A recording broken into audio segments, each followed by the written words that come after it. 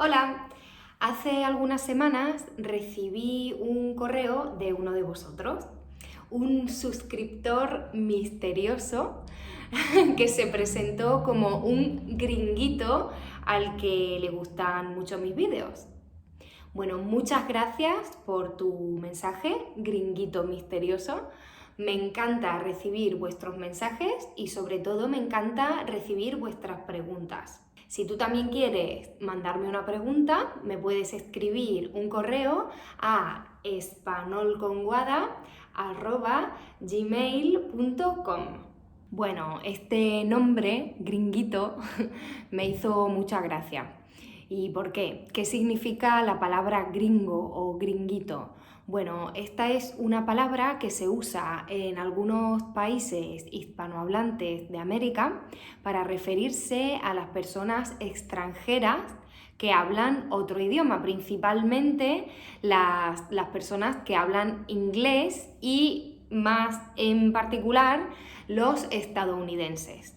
En España no usamos esta palabra, aunque bueno, la entendemos, pero no la usamos, y tenemos una palabra parecida para referirnos a los extranjeros, sobre todo a los británicos, que es giri. Son los guiris para nosotros.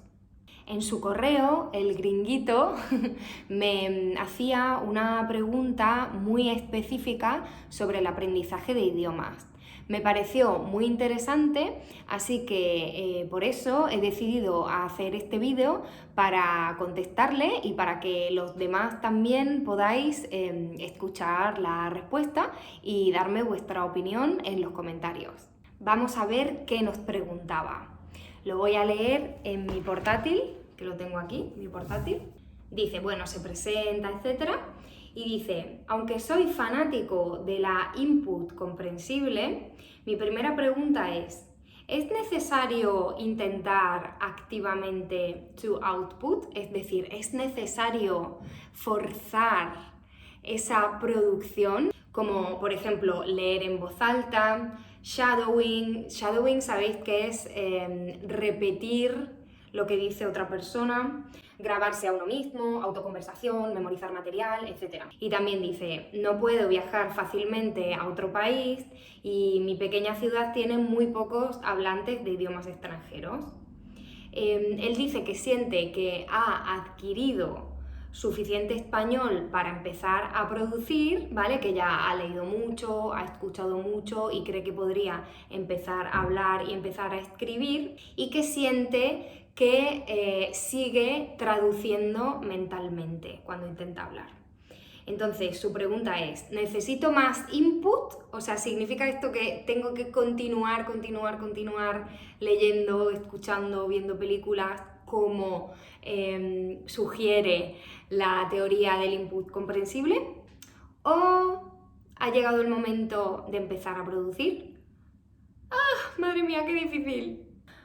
Es una pregunta difícil y compleja, así que me he sentado en el sofá para pensar mejor. Antes de nada, voy a explicar qué es esto del input comprensible, a qué se refiere este estudiante cuando habla de la teoría del input comprensible. Según esta teoría, para adquirir capacidades lingüísticas es fundamental, es necesario exponerse continuamente y durante un tiempo prolongado al idioma. Para Stephen Krashen, que es el autor principal de esta teoría, la adquisición del lenguaje ocurre de manera natural cuando los aprendices o los estudiantes del idioma están expuestos al input comprensible. El input comprensible son mensajes en ese idioma que queremos aprender y son mensajes que somos capaces de entender aunque no entendamos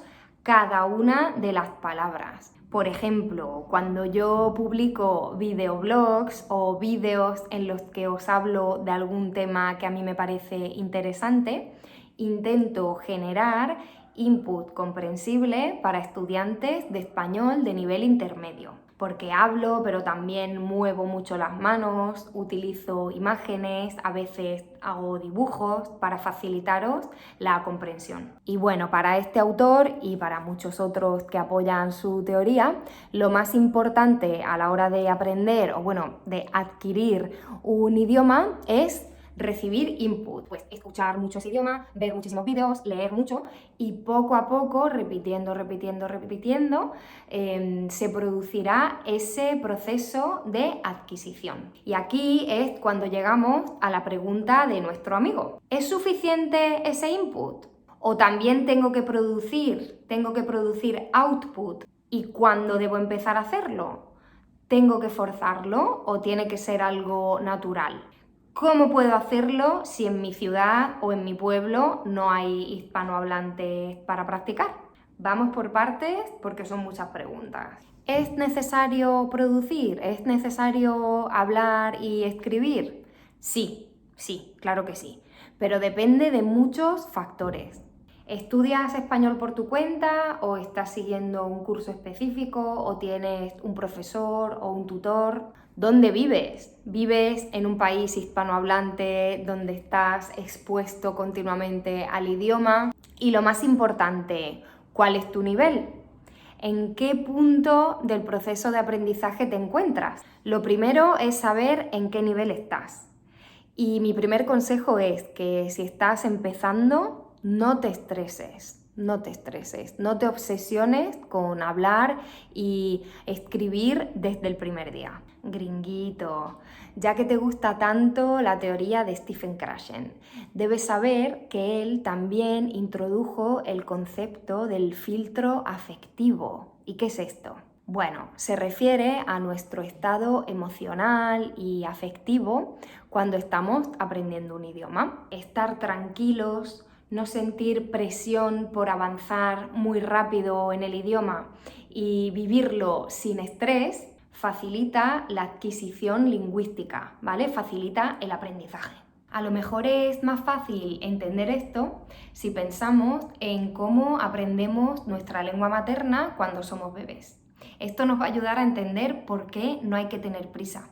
No hay que tener prisa por empezar a hablar desde el primer día, por empezar a escribir rápidamente. Piensa que los niños tardan, no sé cuánto, 15 meses en decir su primera palabra, alrededor de 15 meses, y alrededor de 2 años en construir una oración con más de 2 palabras, una oración completa y con sentido. Entonces, durante muchos meses se concentran en escuchar y en comprender y poco a poco, después de todos esos meses, empiezan a atreverse a producir, a hablar.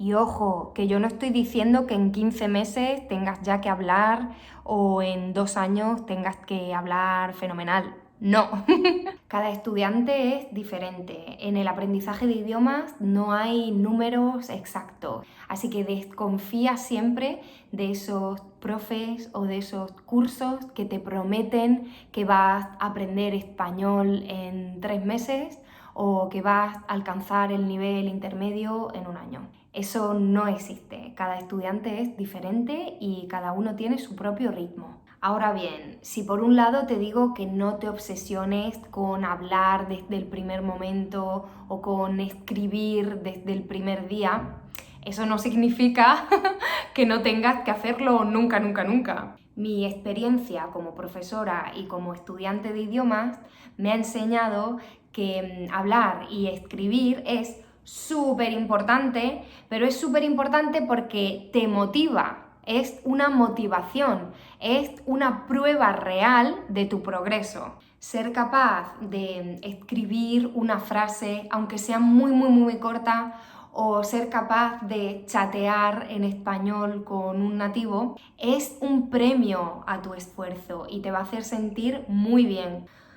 Estoy hablando mucho y no sé si estoy contestando a la pregunta, así que voy a intentar resumir y daros un consejo más concreto. Si estás en un nivel inicial, concéntrate en el input.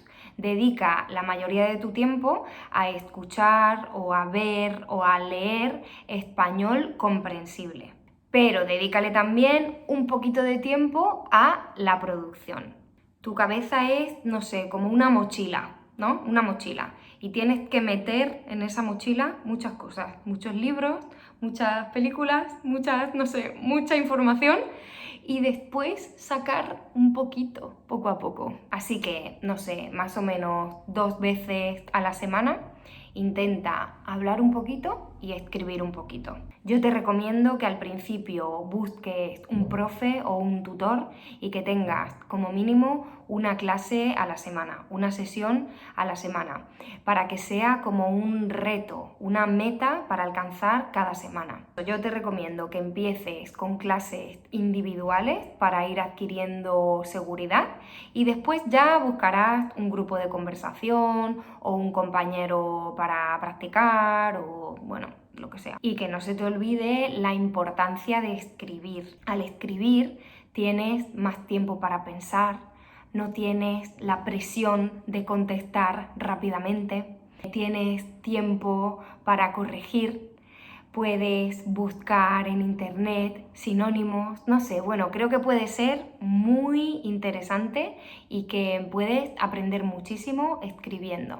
Entonces, crea el hábito de escribir, a lo mejor no todos los días, pero 2 o 3 veces por semana escribe un poquito en español. Estos eran mis consejos así un poco confusos. No, estos eran mis consejos para los estudiantes de nivel principiante, para los estudiantes que estáis empezando. Pero, gringuito, si tienes un nivel intermedio, no tienes excusa. Si tienes un nivel intermedio, tienes que hacer el esfuerzo de practicar. Busca un grupo de estudiantes para chatear en español o busca un curso de conversación en grupo. No sé, escribe un diario, canta en español en la ducha. Hay muchísimas cosas que puedes hacer. Bueno, yo ya os he dado muchas ideas de cómo podéis practicar español en vuestro día a día. Sobre todo, os di muchos consejos de este tipo en el calendario de Adviento que publiqué antes de Navidad. Bueno, no sé si he contestado a la pregunta, pero estas eran mis reflexiones sobre este tema pues tan interesante.